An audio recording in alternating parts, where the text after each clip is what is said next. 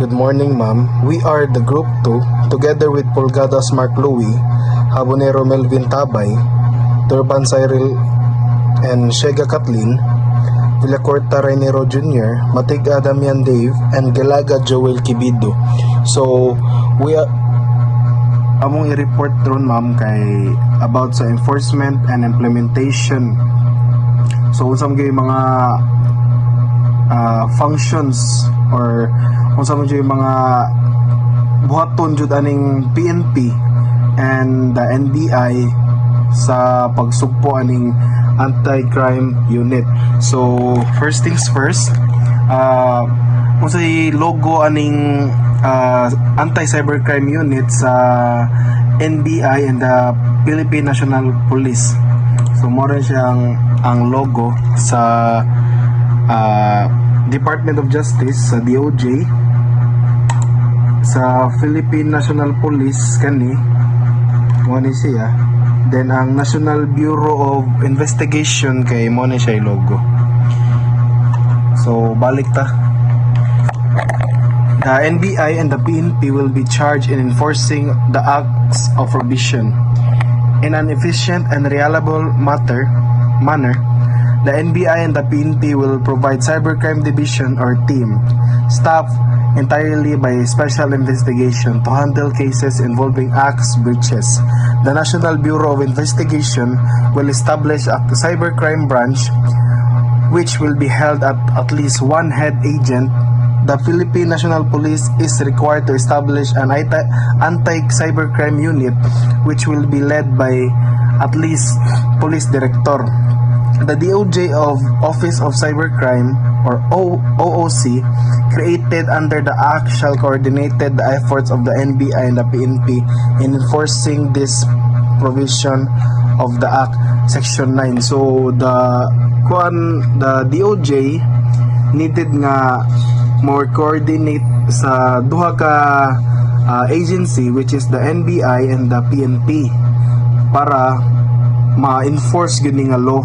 Kay siyempre di mo ni makaya sa usa lang ka agency nga mag-focus gyud ani nga kon kay wide man kay ni siya nga problema. So what are the powers and function of the PNP and NBI as provided in this act? The NBI and the PNP Cybercrime Unit or Division shall have these following powers and function. Section 10. Number 1 or letter A. Investigate all cybercrimes where computer systems are involved. Letter B. Conduct data recovery and forensic analysis on computer system and other electronic evidences seized. Letter C. Formulate guidelines in investigation, forensic evidence recovery, forensic data analysis consist with industry standards practices. D. Provide technological support to investigate units within the PNP and NBI, including the search and seizures, evidence preservation and forensic recovery of data, crime scene and system in use in crime and provided testimonies. Letter E. Develop public and private sector and law enforcement agency relation in addressing cybercrime. Letter F. Maintain necessary and relevant databases for statistical and or monitored purposes. Letter G. Develop capacity within their organization and other to perform such as duties necessary for the enforcement of this act. Letter H. Support for formulation and enforcement of the National Cyber Security Plan. And letter I. Perform other function as may be required in this act. So mo ni siya ang mga powers and functions sa NBI, and here are one of the examples of the power sa NBI and the PNP.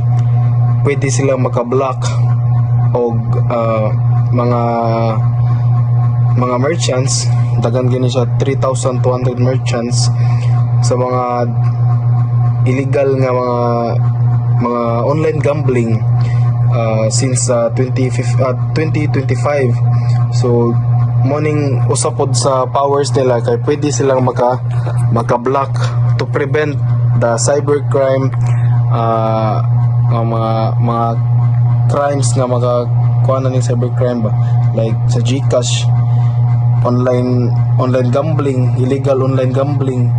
So kwarta ba gisgutan, siyempre i-block yun ni sa ug nabantayan sa PNP or sa NBI. So pwede sila maka-block sa mga merchants kanang mga walay mga others nga mga illegal nga mga permit, no?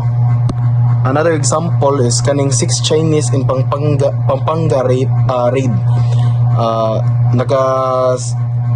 Naka-receive sila og letter, si NBI Director Jaime Santiago naka-receive og letter sa Naval Intelligence and Security Group. Nag-need sila og assistance para ma-validate ang warrant kay na sila nakita nga mga illegal activities sa kaning mga national mga Chinese. So nakitaan dayon pagadto dito sa mga NBI, nakitaan sila in flagrante delicto or caught in the act. Nakita jud nga naka-violate sila sa RA 10175 or Cybercrime Prevention Act, and the violation of 12010, the Anti-Financial Account Scamming Act. So kani siguro sila mga scammers gini sila, kay mga mo-forge mo gini sila og mga bank accounts good, mga bright ba yung mga Chinese. So usa ni siya sa mga example sa mga powers and functions sa NBI.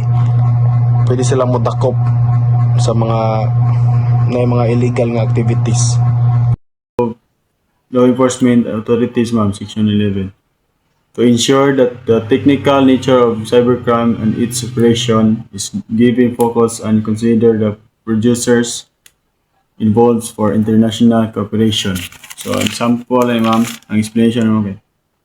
Dapat kinahanglang masabtan sa mga pulis o NBI kung saan pag-trace sa IP address o saan pagkuha sa ebidensya gikan sa computer, ma'am.